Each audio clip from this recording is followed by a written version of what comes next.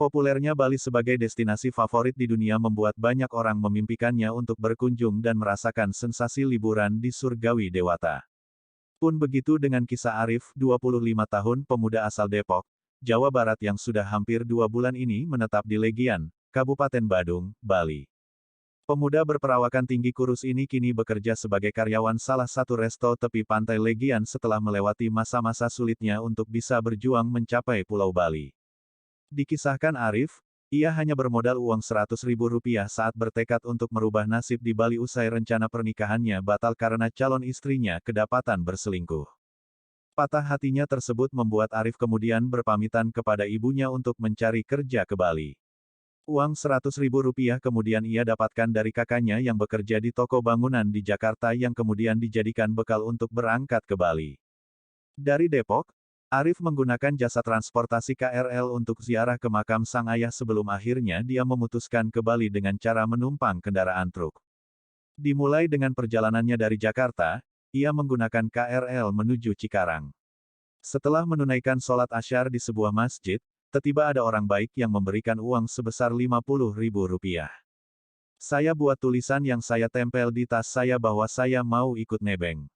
Alhamdulillah, begitu keluar dari masjid ada orang yang memberikan tumpangan motornya ke saya sampai Karawang dan disambung ke Cikampek, tuturnya saat tengah kedapatan duduk sendiri menyaksikan sunset di tepian pantai Legian. Tak lama setelah sholat maghrib di masjid, Arif kembali mendapat tumpangan ke Brebes dan di sana dia menyempatkan diri naik Gunung Slamet bersama beberapa kawan komunitas pendaki gunung. Saya ingin meluapkan kekecewaan saya dengan mendaki. Tapi rupanya sebelum mencapai puncak, kenangan bersama calon istri saya saat mendaki bareng membuat saya enggan melanjutkan pendakian dan kembali ke Pemalang, paparnya yang menjelaskan bahwa dia dan calon istrinya tersebut punya hobi yang sama sebelumnya. Dalam perjalanan panjangnya, Arif berkisah bahwa dia selalu dikelilingi orang-orang yang baik yang sering memberikan makanan bahkan uang untuk sekedar membeli kopi dan rokok.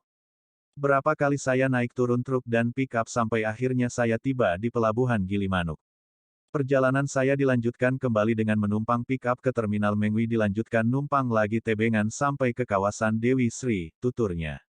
Ia sempat melihat ada papan lowongan kerja di salah satu rumah makan yang kemudian dijadikan target untuk melamar pekerjaan esok harinya karena hari itu sudah sore. Arif kemudian bercerita, dirinya tiba sekitar pukul 20 WITA di Pantai Kuta dan memilih tidur di dekat emperan warung yang ada di Pantai Kuta untuk menghabiskan malam pertamanya di Bali. Terus terang, tujuan saya datang ke Bali itu untuk mengunjungi Pantai Kuta.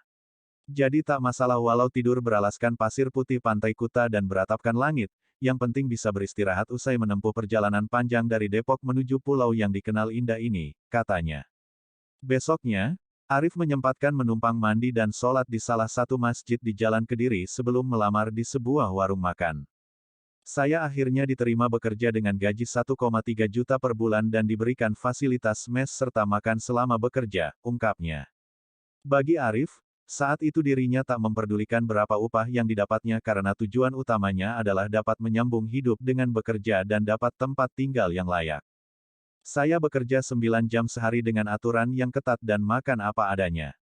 Saya sadar bahwa tidak ada yang mudah untuk berjuang apalagi di perantauan sehingga saya jalani dengan sabar, lanjutnya. Sampai akhirnya ia bertemu Rizky, salah satu teman medsos yang sebelumnya pernah mengirim pesan lewat Instagram. Saat saya buka DM, ada pesan masuk dari teman saya itu yang sebelumnya memang ngajak backpackeran ke Bali. Ternyata dia sudah bekerja di restoran juga di Pantai Legian dengan gaji yang sepadan, Rp2,5 juta dan diberi fasilitas mes dan makan juga, ujarnya. Karena ingin mendapatkan penghasilan yang layak dengan kinerja, Arif kemudian ikut melamar di tempat temannya bekerja.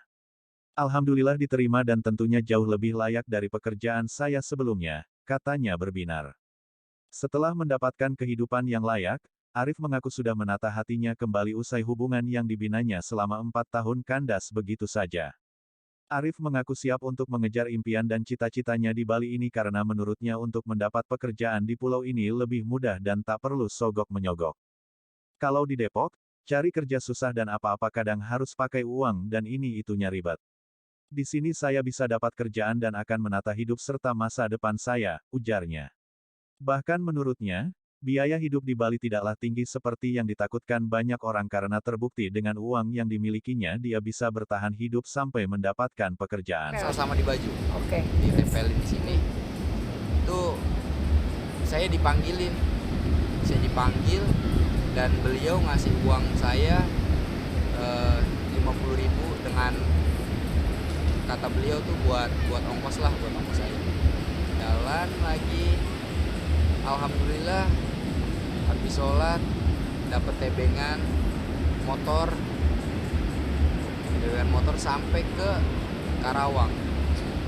Mau tidur di mana dan dengan posisi yang uang juga udah paling tinggal 50.000 lah itu. Kasih tinggal 50.000, saya bingung mau tidur di mana. Akhirnya kata si pedagang warung itu nggak boleh sebenarnya, nggak boleh tidur di pantai karena ini area wisata ya, area wisata. Tapi saya nekat, ya emang saya mau gimana lagi gitu. Cuman yang saya punya cuman tenda aja. Saya coba buat diriin tenda, dan jam 11 malam itu saya disamperin sama sapam. Itu pokoknya saya diomelin lah, bisa dibilang diomelin, nggak boleh ngedirin tenda di sini, ini area wisata dan segala macam. Tapi ya kembali lagi saya coba buat ngejelasinnya baik-baik gitu. Saya juga perantauan, baru sampai, saya juga nggak punya uang, dan alhamdulillah dia ngerti dan dia kasih izin, tapi cuma bisa sampai subuh aja karena rame. Dan singkat cerita, subuh menjelang, tenda pun saya rapiin. Saya coba buat jalan nyari masjid. Cuma karena di Bali nyari masjid susah banget ya. Akhirnya saya ketemu masjid itu di Jalan Kediri ya? Dekat Jalan Kediri kan? Iya, Kodam sana. Daerah Tuban? Iya, daerah situ. Temu masjid. Saya tadinya mau numpang tidur lagi nih. Numpang tidur sampai azan zuhur. Habis itu saya pergi gitu. Tapi karena mungkin ya dari si orang-orang TNI-nya gitulah, bilang nggak boleh gitu, takut ketahuan komandannya lagi. Jadi saya di situ cuma dibolehin mandi aja untuk bersih-bersih. Di situ saya bersih-bersih, saya pakai pakaian lamar kerja ke Tempong Indra. Itu saya jalan dari Dewi Sri, saya bingung dari Dewi Sri, dari Kodam itu saya bingung kan, saya juga nggak tahu arahnya kemana, sedangkan HP saya itu mati-matian. Dan alhamdulillah saya ketemu bapak Gojek itu, dia ngasih tumpangan ke saya. Saya cuma tahu modal jalan Dewi Sri aja, tahu cuma jalan itu, dan alhamdulillah dia tahu. Akhirnya saya dianterin dan saya ngelamar kerja dan saya diterima. Sekarang kerja di mana nih? Kenapa saya sekarang bisa kerja di Lucy Beach Warung? Itu karena saya bertemu karena takdir dengan Rizky. Dia orang Bogor. Itu benar-benar dipertemukan karena takdir. Kita nggak kenal sama sekali, dan 4 bulan yang lalu itu dia coba buat nge-DM saya. Tapi karena dia pakai akun fake, pakai akun palsu, nge-DM saya, dan nge-DM-nya pun cuma menurut saya kayak nggak pantas dibalas lah gitu. Soreka gitu, apa sih? Coba bang gitu atau apa kan pasti saya balas gitu kan. Ajak backpackeran bareng ya? Dan ternyata di chat itu, Soreka itu, dia mau ngajakin backpackeran bareng. Jadi 2 hari setelah saya kerja di Tempong Indra, saya coba balik lagi ke pantai, dan disitulah Rizky coba buat ngechat saya lagi. Rizky ngechat kayak dia kaget lah, saya udah sampai di sini sendiri. Kenapa bisa tahu tuh Rizky bahwa Arif udah ada di Bali? Tapi saya nggak follow dia, jadi gitu. dia penonton snap saya lah, gitu. Dan di situ akhirnya saya mulai balas chat dia lah, karena isi chatnya ada hal yang mesti dibalas gitu, ada yang hal mesti diperbincangkan. situ saya ngobrol dan ternyata dia asli dari Bogor. Di situ kita bertukaran nomor. Hari ke-3 atau ke-4 baru saya nemuin Rizky. Saya janjian di Pantai Kuta, di tempatnya dia di Lucy Beach Warung. Kita ketemuan, kita ngobrol, dan ternyata di 4 bulan yang lalu dia ngechat saya sore kak, itu dia mau ngajakin saya backpackeran. Backpackeran dengan apa ya, dengan hal yang sama lah. Dengan hal yang sama, dia pun putus cinta, melarikan diri ke Bali, saya pun sama gitu. Jadi punya perjalanan hidup yang sama ya. Cerita kita tuh sama teh. Dan kita dipertemukan ya bener-bener kayak takdir. Dan pertama kali kita sampai Bali pun tujuan kita di Kuta, Pantai Kuta. Dia pun sama, dan jalan yang saya lewatin